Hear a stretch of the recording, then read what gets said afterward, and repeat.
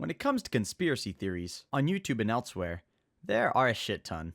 From the 150 some odd videos about a random flight incident, to the lone episode by Alex Gormer 1991 about why bull testicles have cameras, to the recent influx of political conspiracy theories for people who have too much time on their hands.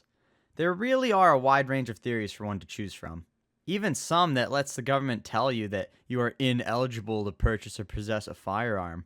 Whatever that means. Let's look at some conspiracies. Hollow Earth theory in the Kingdom of Agartha. These are the beliefs that there are some sort of ancient world or kingdom beneath our feet, harboring different peoples, species, and advanced civilizations.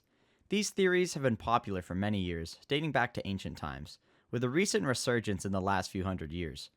Not just being a meme, apparently. Some people actually believe in this stuff. I guess I shouldn't be too harsh. After all, Agartha is a belief of other cultures, notably Tibetan and Hindu. From what I've read, there are two separate branches of this theory. One side being Agartha, which is a spiritual world in the center of the earth, containing individuals with advanced intelligence and technology. Besides this, Agartha to some is almost a metaphorical place that delves into humanity's hunger to discover and explore unknown places. The other branch is the Hollow Earth theory, which is similar, but just for crazy people. These thought-provoking memes may lead some of you folks at home to do some research yourself on Agartha. And may I direct you to my one and only reliable source of information, the History Channel's infamous show, Ancient Aliens. Now this show, along with some other YouTube and TikTok videos, used the common strategy of, looks like, so it is. Wow, these terraces sure do look like stairs. That's because they were stairs, but for giants! Oh, there's my spoon. This strategy is often criticized by big thinkers. But if we could all just stop thinking for a while, we might actually have some fun. So let's stick with that and carry on. Ancient Aliens opens up by telling the audience that there is an underground reservoir of water under the Earth's crust that is 3 times the volume of the surface oceans on Earth. But is this really the ancient location of Agartha? I'll leave that for you to decide. The experts also make a point of saying that this reservoir is 400 miles down, while humans have, at the deepest, only ever dug around 8 miles, which was by the Soviets in 1989. It made me think of how in God's name the Soviets thought it was a good idea, using the last bit of their funding they could scrape together post-Chernobyl and space race, to start a dick measuring contest with the US. Comrade sir, we keep losing Empire milestones to the USA. What shall we do? We do the only thing we can do, Vasily. We must create the biggest Earth Uzi ever made. Have you guys ever heard of Admiral Byrd? What an interesting guy. Depending on who you ask, he flew to the North Pole, took many trips to Antarctica, and served in World War I and World War II. I mean, this guy had a crazy life. But the claim Ancient Aliens tries to make says that Byrd, while exploring Antarctica, found a hole in the Earth that led to a green new world. With UFOs. Can't forget the UFOs. But this claim doesn't exactly check out. Supposedly, Byrd had multiple diaries. The first one, released by his family to a university in the 1990s, controversially claims that he never made it to the North Pole on his flight journey, in that he was a bit short of making it. Which, to be honest, we don't really care about. But what we do care about is that in his second diary, it supposedly explains all the juicy details about Hollow Earth, and how Byrd found the secret passage located in Antarctica, and about how he traveled through it to another world. Kind of fucking convenient that that's the secret one, huh?